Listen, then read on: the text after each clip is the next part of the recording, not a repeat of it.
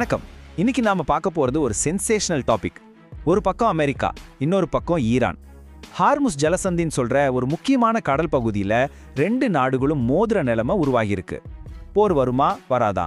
இதனால நமக்கு என்ன பாதிப்பு? வாங்க இதை பத்தி டீட்டெயிலா பார்க்கலாம். இந்த எல்லா பிரச்சனைக்கும் ஆரம்ப புள்ளி எது தெரியுமா? முன்னாள் அமெரிக்க அதிபர் டொனால்ட் ட்ரம்ப் போட்ட ஒரு ஸ்டேட்மெண்ட்.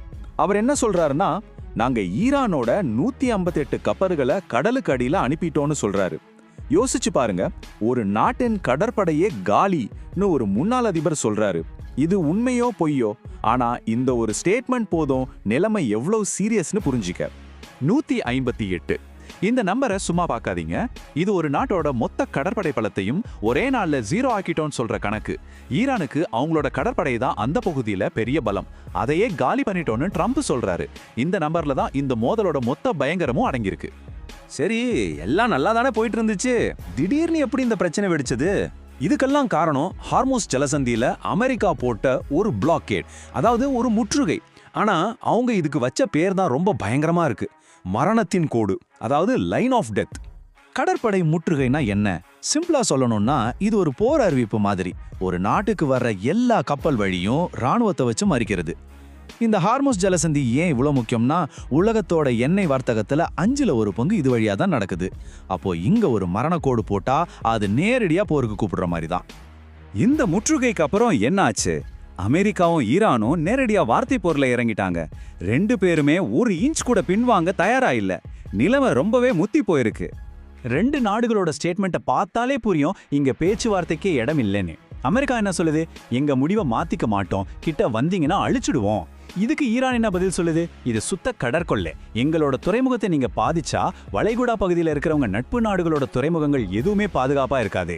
பாருங்க, ரெண்டு பேருமே முட்டிக்கிட்டு நிக்கிறாங்க. இதுதான் ரொம்ப ஆபத்தான விஷயம். நிலைமை இதோட நிக்கல, இன்னும் மோசமாகுது. அமெரிக்கா ஈரானோட சின்ன சின்ன படகுகளை கூட விட மாட்டோம், போதைப்பொருள் கடத்தல்காரங்களை பிடிக்கிற மாதிரி பிடிப்போம்னு சொல்லுது. இதுக்கு பதிலடியா Iran, Saudi Arabia, UAE, Qatar மாதிரி நாடுகளை மிரட்டுது. ஆனா இங்க ஒரு ட்விஸ்ட் என்னன்னா, அமெரிக்காவோட க்ளோஸ் ஃப்ரெண்ட்ஸான பிரிட்டன், பிரான்ஸ் கூட இந்த முற்றுகையில நாங்க சேர மாட்டோம்னு சொல்லிட்டாங்க. இது அமெரிக்காவோட இந்த மூவுக்கு உலகளவில் சப்போர்ட் இல்லைன்னு காட்டுது. இந்த டென்ஷனுக்கு நடுவுல ரிச் ஸ்டோரின்னு ஒரு சீன எண்ணெய் கப்பல் மெதுவா இந்த முற்றுகையை தாண்டி போயிருக்கு. அப்போ இந்த முற்றுகை உண்மையிலே அவ்வளோ ஸ்ட்ரிக்டா இருக்கான்னு ஒரு கேள்வி வருது. சரி, இப்போ எல்லாருக்கும் ஒரு கேள்வி வரும். எதுக்கு அமெரிக்கா திடீர்னு இவ்ளோ பெரிய ரிஸ்க் எடுக்கணும்? உலகத்தையே ஒரு போரோட விளிம்புக்கு தள்ளுற அளவுக்கு என்ன காரணம்? உண்மையில இந்த ஆக்ரெசிவான மூவுக்கு பின்னாடி ரெண்டு முக்கியமான காரணங்கள் இருக்குன்னு சொல்றாங்க. அந்த ரெண்டு டார்கெட் என்னென்னு பார்க்கலாமா? முதல் டார்கெட், ஈரான் கிட்ட அணு ஆயுதம் போகவே கூடாது, அதை எப்படியாவது தடுக்கணும். ரெண்டாவது டார்கெட், இஸ்ரேலோட பாதுகாப்பை உறுதி செய்யணும். இந்த ரெண்டு குறிக்கோள்களை அடையறதுக்கு தான் இந்த முற்றுகையை ஒரு ஆயுதமா அமெரிக்கா பயன்படுத்துது. முதல்ல ஈரானோட நியூக்ளியர் ப்ரோக்ராம். அணு ஆயுதம் தயாரிக்க செறிவூட்டப்பட்ட யுரேனியம்னு ஒன்று தேவை. ஈரான் இதை தயாரிக்கிறத முழுசா நிறுத்தணும். அது மட்டும் இல்ல, சர்வதேச நிபுணர்கள் வந்து அதை செக் பண்ணவும் அனுமதிக்கணும்னு அமெரிக்கா ரொம்ப கராரா சொல்லுது. ரெண்டாவது காரணம் கொஞ்சம் காம்ப்ளிகேட்டட். லெபனான்ல ஹிஸ்புல்லான்னு ஒரு அமைப்பு இருக்கு.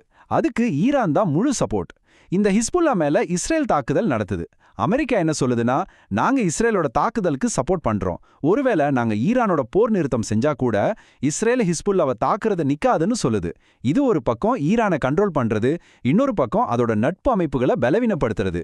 இது ஒரு டபுள் கேம் மாதிரி தான் பார்க்கப்படுது. சரி, இது எங்கேயோ அமெரிக்காவுக்கும் ஈரானுக்கும் நடக்கிற பிரச்சனை. இதனால நமக்கு என்ன வரப்போகுதுன்னு நீங்க நினைக்கலாம். ஆனா உண்மை என்னன்னா, இதோட தாக்கம் நம்ம எல்லாரையும் பாதிக்கும். அது எப்படின்னு பார்க்கலாம் வாங்க. இந்த சண்டையோட முதல் பாதிப்பு நம்ம பர்ஸை தான் தாக்கும். எப்படின்னு கேக்குறீங்களா? கச்சா எண்ணெய் விலை தான். இப்ப பாருங்க, இந்த முற்றுகை இப்படியே போச்சுன்னா கச்சா எண்ணெய் விலை கிட்டத்தட்ட 2 மடங்கு அதிகமாகும்னு சொல்றாங்க. அப்படின்னா என்ன அர்த்தம்? பெட்ரோல், டீசல் விலை ராக்கெட் வேகத்துல ஏறும். இதனால லாரி வாடகை கூடும், காய்கறியிலிருந்து எல்லா பொருளோட விலையும் ஏறும். சோ பாதிப்பு எல்லாருக்கும் தான். சரி, இவ்ளோ பெரிய போர் வரப்போகுதுன்னு தெரிஞ்சும் இதை நிறுத்த யாரும் எந்த முயற்சியும் பண்ணலையா? முயற்சி பண்ணாங்க. ஆனா அந்த முயற்சி ஒரு செம காமெடியான கதையோட தோல்வியில தான் முடிஞ்சது. பாகிஸ்தான்ல இருக்கிற இஸ்லாமாபாத்ல அமெரிக்கா மற்றும் ஈரானிய அதிகாரிகள் ரகசியமா மீட் பண்ணாங்க. இது ஏதோ 1 மணி நேரம் 2 மணி நேரம் மீட்டிங் இல்ல, முழுசா 21 மணி நேரம் பேச்சுவார்த்தை நடந்திருக்கு. உலகமே இந்த மீட்டிங்ல என்ன முடிவு வரும்னு ரொம்ப ஆவலா பார்த்துட்டு இருந்துச்சு.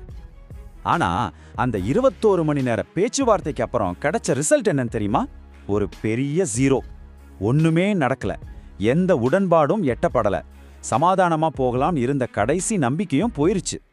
பேச்சுவார்த்தை ஃபெயிலியர் ஆயிருச்சு. சரி, ஆனா இந்த டென்ஷனுக்கு நடுவுல சோஷியல் மீடியால ஒரு கேள்வி வைரல் ஆச்சு. சரிப்பா, 21 மணி நேரம் 5 ஸ்டார் ஹோட்டல்ல தங்கி பேச்சுவார்த்தை நடத்துனீங்களே, அதுக்கு பில்லை யாரு கட்டினது? இந்த கேள்விக்கு பதிலா ஒரு மீம் தான் செம்ம வைரல் ஆச்சு. பதில் என்ன தெரியுமா? IMF, அதாவது சர்வதேச நாணய நிதியம். இது சும்மா காமெடி இல்ல. பாகிஸ்தான் கடுமையான பொருளாதார நெருக்கடியில் இருக்கு. அவங்க IMF கிட்ட கடன் வாங்கி தான் நாட்டையே ஓட்டிட்டு இருக்காங்க. ஸோ பேச்சுவார்த்தை நடத்த இடம் கொடுத்தாலும் அந்த ஹோட்டல் பில்லை கட்டுறதுக்கு கூட அவங்க IMF கிட்ட தான் கடன் வாங்கணும்னு கிண்டல் பண்றாங்க. இதுதான் அந்த மீமோட சீரியஸான பக்கம்.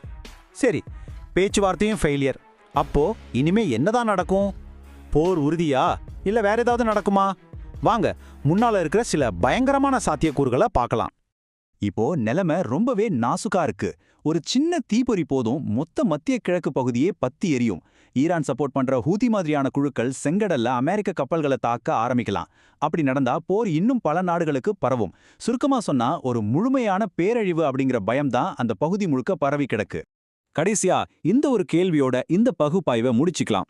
அமெரிக்கா செய்யறது ஈரான் கிட்ட இருந்து வர்ற பெரிய ஆபத்தை தடுக்கிறதுக்கான ஒரு அவசியமான நடவடிக்கையா, இல்ல உலகத்தையே ஒரு பெரிய போருக்குள்ள தள்ளுற ஒரு முட்டாள்தனமான சூதாட்டமா?